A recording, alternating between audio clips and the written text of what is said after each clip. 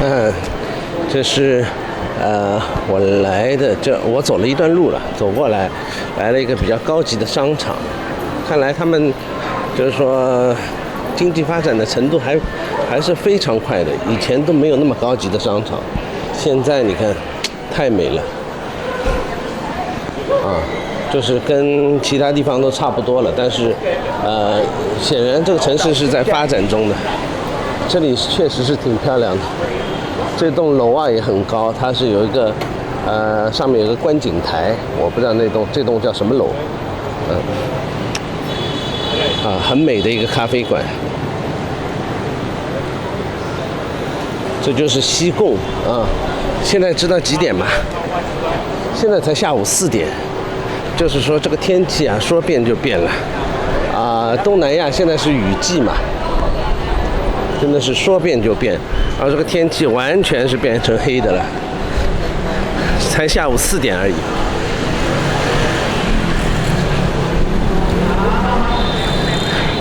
这里的楼啊，有点像以前香港的小楼，它很窄，你看很窄，然后就是一根上去的，哇，就跟我住的那个宾馆其实很像的，就是爬楼梯爬死人，真的是爬楼梯爬死人。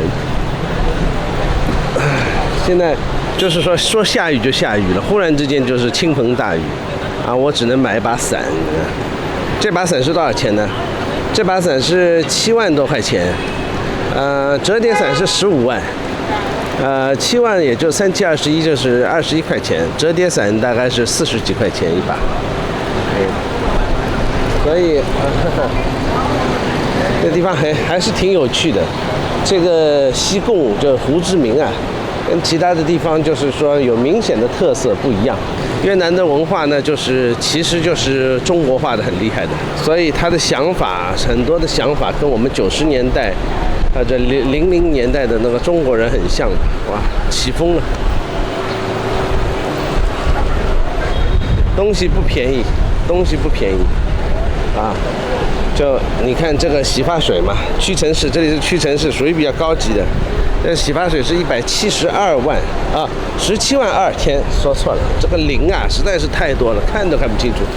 17万2千，也就是17乘以3是多少钱？3、7、21、51块钱，这个洗发水就是比较好的洗发水，对吧？51块钱一罐，跟中国跟香港价格都是差的不多，在屈臣氏里面。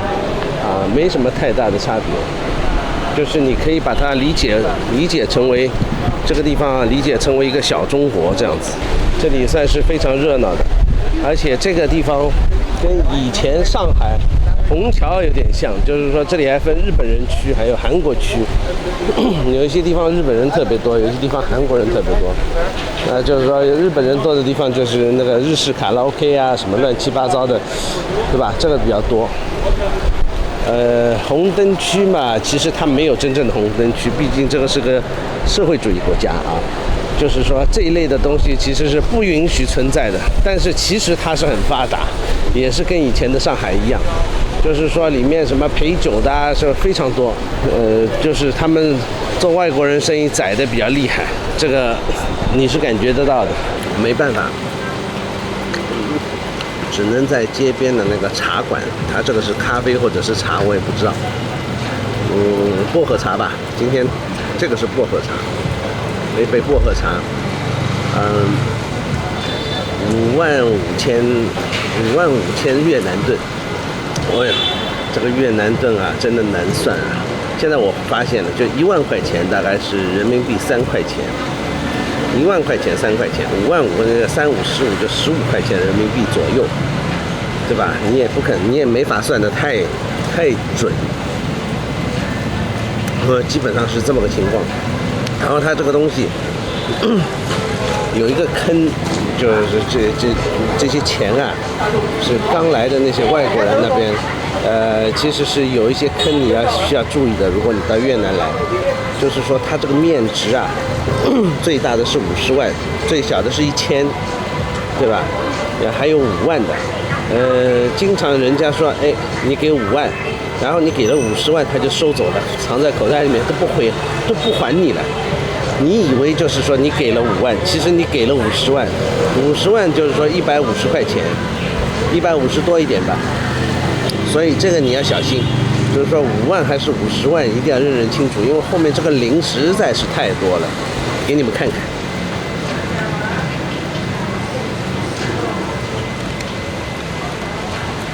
1万，对吧？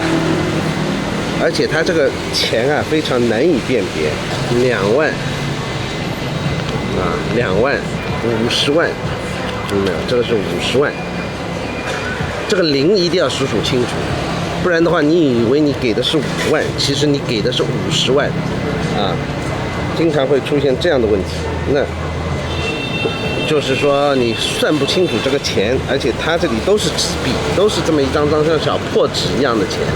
这小破纸看上去好像不值钱，你不要看，50万可是150块钱人民币啊。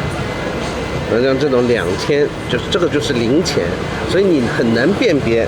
很多国家这个零钱是这个就是硬币嘛，它这里没有硬币，它全是纸币，所以你就是说你数钱的时候，你变得很迷惑，就是说这个到底是小钱还是大钱，你无法一下子就是说第一秒钟就是辨认出来。1万跟10万还有区别，还有20万，那50万，对吧？这个区别好大呢，中间是一个数量级的区别。这个是2万，看2万，颜色都差不多是吧？这个2万跟50万的颜色也差不多。2万，差不多吧？所以，这个怎么说呢？那50万，这个颜色是不是差不多？啊，所以经常会搞混。这里的钱啊，实在是非常容易搞混的。你这个把2万跟50万放在一起，一不小心你就拿了50万给别人，然后别人口袋里面一藏，对吧？他知道，如果对方知道你是外国人，口袋里面一藏就不找给你了。你以为是天经地义的事情，对吧？其实他拿了你50万。就是说拿了你150块钱，你可能只是要付，比如说40、50块钱，对吧？拿多你一个数量级都是有可能的。这个就是越南这个钱比较那个容易搞混淆的一个问题。那今天这个雨呢，就是下不停了啊！本来我是想出来逛一逛，现在才4点多嘛，4点多本来想出来逛一逛，现在等于说是这雨完全下不停了，那真的是没办法。虽然说我已经走了很多地方，买了把伞7万多，也就是21块钱人民币，那价格跟中国的其实差不多。这个地方，就刚才说嘛，这个越南人其实很要面子的，就是说跟中国人一样的，所以说他们的这个，道路上面你看得到很多奔驰，看得到宝马，甚至你都看得到保时捷，所以说，确实是有一部分人是富起来了，就我们中国人，他说用了30年才发展到这个地步，对吧？越南只用了10年，但是这个10年我说是有问题的，因为它这个泡沫一下子就是泡沫化太厉害了，整一个国民啊，其实是承受不了一下子，它其实算是一个巨大的通货膨胀吧，一下子就是承受不了这么大的一个泡沫。那它这个泡沫一定会爆掉，现在就是一个爆掉的时候，因为全球经济都不好。那越南就是说它一下子就是还是要经历一个就是低谷，但是它一定不会就是说就回到解放前啊。它的政策其实是跟以前中国的政策也是一样的，它也是共产党，对吧？然后它就是也是开放，它学中国嘛，它也开放。它开放了以后，它是政经分离，现在叫做政治跟经济是分离的。政治这一块就是还是延续它共产党的那一套，经济那一块就是说现在分离，对吧？经济你们自己去搞，自己独立，那跟中国其实是一样的。中国虽然当时没有宣布说政经分离，但是就是说。其实他已经做到这一点了，对吧？政治其实不干涉经济，经济其实也不影响政治。他们就是说把两件事情把它分开来做。但是这中间有一个风险，如果就是说碰到一个独裁者，对吧？专制的，那么他可能又把政经合一了，这也有可能，这些都是未知数。所以越南这个风险在这里。你说商机有吗？一定是有的。任何在高速发展的国家中，就是说一定有很多的机会。所以很多日本人啊、韩国人啊，就是都来这里发展，就是说淘金嘛，就是一定是有的。但是就看你怎么想了。就是说你抓住了这个机会，你可能一下子发财了，就跟中国一样，你一下子发财了，你就说你的财富是呈数量级的这个上升了。那么你如果没有抓好，或者就是说抓在它的尾巴上面，它的政治情况一下子改变了，那么你也可能就是说赔钱。其实就是说来新的国家投资的一些人啊，特别像到中国来投资的一些日本人啊、韩国人，就还有台湾人、香港人，对吧？就是投资的时候可能一下子能够赚很多钱，然后如果你就是说你舍不得这个市场，你不愿意离开，你可能就是说从赚钱就是一下子打回原形，还变得亏钱，对吧？到最后什么都没有，这个都是有可能的。所以说9个人来投资10个人来投资，9个人是亏的，还有1个人可能是赚的。这个都是很难说的，也就是一些未知数嘛，谁也不知道未来是怎么样的。但是现在显然这个国家是在一个大力的发展中，因为我4年前，可能是3年吧，2019年嘛，2019年算4年了吧。我来过这个西贡胡志明嘛，也就是那个范五老街那边，那个时候就还没有那么多高楼，现在是高楼林立了已经。你想发展多快？3、4年里面，它这个高楼建起来不知道多少，所以整个城市就基本上就是说变化很快，真的变化很快。而且它的这个热闹程度，也就是其实就是我们发展中国家的那个热闹程度啊，是非常高的。很多人，相当多的越南人啊，都是发展得很好啊，他们赚到了一笔钱，然后就出来消费。在我这里看来，就是说还是有很多的这个办公楼啊，就是商业区，他们就是说他们的楼啊，是空置的，要租出去开店。你比如说想开店，你在这里租一个店面应该不难，因为这边到处都有租店面的，店面可以这写着店面出租是有的，对吧？但是以后是怎么样子，现在不知道，因为现在也属于是一个经济没有之前那么好的那个低谷期嘛。经济一定有规律的啊，经济走了一段时间，走到高速发展，它一定会就是说一定会降温下来，这个是一个自然规律，它一定会降温下来。借着这个新冠以后这段时间，越南的经济是降温了，但是还没有降到，可能还没有降到底。等到降到底了，它又会恢复过来。只要它的这个政治情况不变的话，我觉得啊，等到它真的比较不好的时候，你又可以考虑了，可以考虑来投资一个什么东西，这个的我觉得是可以的。但是现在这个感觉，就是说它发展的太快了，真的发展的太快了。4年前跟4年以后，我来了以后，感觉是有所不同的。房子呢，它有造的，正在建造的房子，也有一些是就是老房子，在这里就是有一些非常老的那些房子。那么现在他们的房价涨的呢，房子很多也都在翻新啊，翻新的房子还是挺多的。小吃店呢是不少的啊，你看啊，这些就是说座位很低的那些小食摊啊，就是他们当地人，我现在没找到啊，就他们座位很矮的、很低很矮的那个，就是他们当地人，就是说本地人吃东西都是会坐在那个很矮很小的地方。然后呢，就是大的饭店呢，就是说给游客的，或者是给那个外国人呢，就是会坐的比较高，椅子会坐的比较高，因为外国人都是喜欢坐的比较高的椅子，不喜欢那种矮矮的椅子。觉得这可能是个区别。当然，我也可能说的不对啊，你们自己自行判断啊。因为我也是来了才2、3次而已，2次越南，对很多地方还是很不熟悉的。这个天雨路滑，这个地方是一点都不错。看这个地板，这个地板啊，它是真的是做的比较脏，比较差。它这个人行道就是坑坑洼洼的。特别是一下雨，我就穿着拖鞋走路嘛，穿着拖鞋一走路，然后就明显就是说，感觉到这个拖鞋啊要从那个脚上面飞出来一样的，因为这个路啊很差。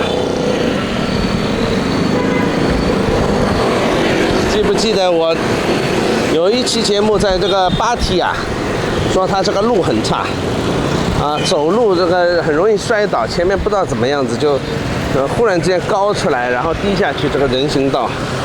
这里也一样，这里甚至比这个芭提雅还要差，因为它这个，就跟我们90年代一样，这个人行道上面这个路简直是一塌糊涂，有时候没法走，有时候给小摊贩占据了，有时候就是坑坑洼洼的不得了，然后你踩一脚下去，这个水啊。会从地板上飙出来的，就完全没有造好。你看这个路，对吧？这种小摊贩就在这里摆摊了，这个是给当地人做的，都是做的很矮的椅子。但是这里公车呢是比那个曼谷的公车来得好。看这公车还是不错的，里面是加空调的。公车很漂亮，对，公共交通还可以。这个地方好像是没有地铁啊，它还没有发展出来，好像就是说所以公车他们公共交通好像公车比较多，地铁我不知道有没有发展出来啊，可能是我瞎说啊，因为刚刚来不熟悉啊。但是我没有看到地铁站，可能地铁比较少吧。所以我没有看到，因为地铁是一个烧钱的项目啊，造了这个地铁永远是亏的，公共交通嘛，永远是亏的。然后你看，我就必须要在这个人行道跟这个机动车道，就是上下不停的切割着走路，因为呢，有一些就是给小摊贩都占据了。越南人呢喜欢吃海鲜，泰国人呢没有那么喜欢吃海鲜。泰国人喜欢吃猪肉，而且泰国很奇怪，泰国牛肉不怎么吃的，因为他们是佛教国家，他们不喜欢吃牛肉。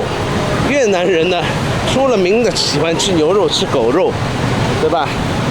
牛肉粉，然后狗肉堡，都是越南是出名的。所以我从泰国来，他们说，哎，你记得不要吃狗肉啊。我还在习惯的，原来越南吃狗肉是一个比较平常的事情，有意思吧？也很热闹，一切都很热闹。你看这个凳子有多矮，你就知道了。所有的都是矮的不得了，就是坐在那里像蹲在那里一样的。这就是他们的习惯。而且这个越南的摩托车是比这个泰国的摩托车还要吓人，而且他们开起来是不要命的啊。还有一点，这个是个很坏的习惯，就是说跑到哪里就喇叭乱摁。以前我们中国也是这样嘛，喇叭拼命的摁，然后吵得你不行。那后来就是说出了一个规定，就是你摁喇叭要罚钱，然后他们就不摁了。那么现在这里也是这样的，这里也没有说按喇叭要罚钱，所以拼命的按喇叭。然后你在这个路上稍微不小心，这个摩托车啊、机动车啊，就喇叭叭叭叭叭一直摁的你真的受不了，吵的真的受不了。这个像这种路口，你看这个路口全部都是瞎穿，就是四面八方竟然没有红绿灯，所以呢，它这个穿过去你也不能说它违反交通规则，然后这里下穿，然后走人行道，没有红绿灯给你指示的，所以你要特别小心，不然给撞了也是白撞。而且也是有租摩托车的，这里摩托车我都不太敢开，特别是天雨路滑，在普吉岛基本上就是每一次下大雨的时候总有车祸，总有意外，而且好几次我是看到人就是直接直挺挺的躺在这个路上，就是因为下雨天开摩托车。所以如果下雨，我的建议是你不要开摩托车，因为这里实在是太危险了。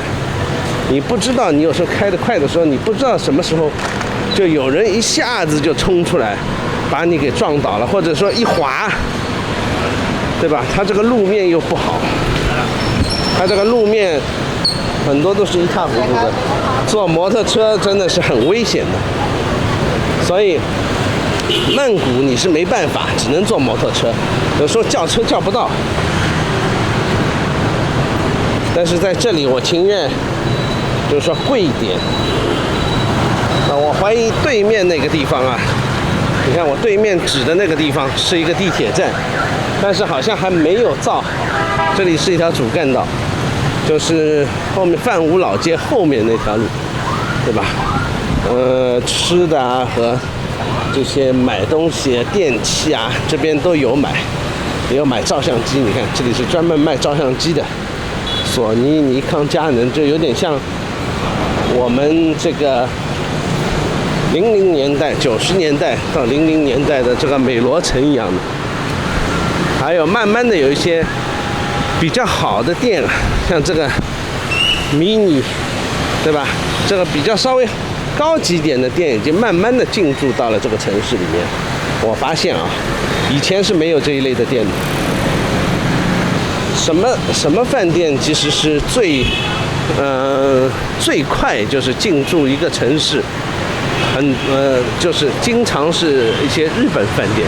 我觉得日本人这一点很厉害，就是有一些日本饭店很快进驻了一个新兴的城市，然后你就会发现有非常多的日本饭店，然后日本饭店价格都不低。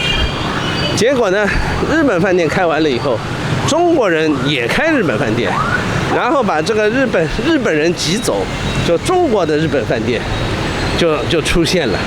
等到中国的日本饭店出现了以后呢，就开始就烂大街了，就是它这个日本的寿司啊就变得很便宜，然后呢质量就不受控了，跟泰国一样，很多都是中国人开的日本餐馆，结果就质量不受控了。对面你看路虎、奔驰，对吧？都是买名贵车的啊。像泰国这种店比较少，因为真的消费群不一样。而在这里就是说，他们跟中国人很像，他们都要面子，要开豪车嘛，越南人，所以他们会就是说富起来以后，第一个想买兰博基尼，对吧？兰博基尼、奔驰、路虎。我这里拍的不清楚，我看看能不能把它调得清楚一点，对吧？对面都是专卖店，越南的豪车专卖店。这条路我以前来过，但是并没有像现在那样，就是说有各种各样的大品牌的店。现在好像这个发展的更加好了。这里过去就从中间那个岔路这里过去就是酒吧街了，好像。对，我看到了。这里过去就到了我那个住的附近了，我住在酒吧街附近。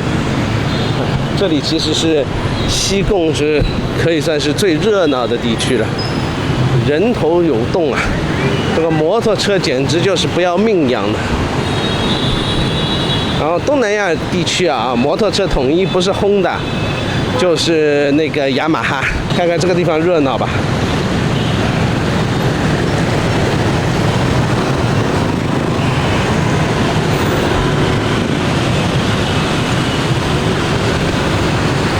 简直是热闹到爆了！哎呀，我这里先过马路。我要到斜对面去。所以拿着摄影机，然后拍这个过马路，我跟你说是相当危险，真的是相当危险，害怕哪一个不长眼的就撞上来了，有时候。而且他们这里红绿灯也是相当危险。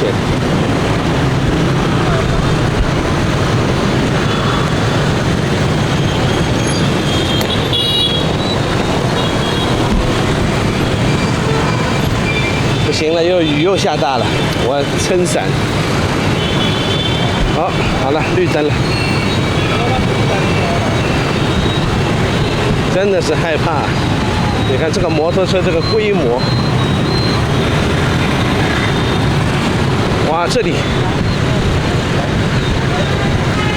全部乱窜，这个车堵得不要不要的，然后摩托车进来，你没有任何的办法，它一窜你就过来。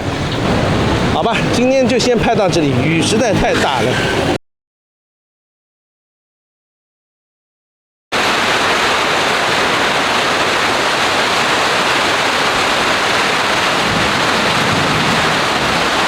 这次有幸是经历了这个东南亚的这个雨季啊，它这个雨比这个跟脸盆浇下来的水已经没有太大的区别了。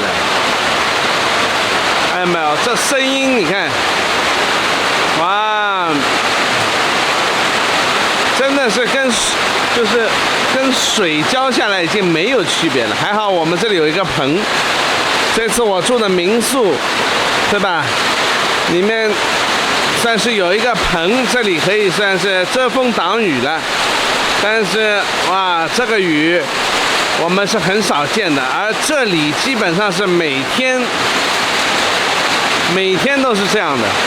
所以我这2天在越南啊，我刚才已经淋得全身湿透回来了。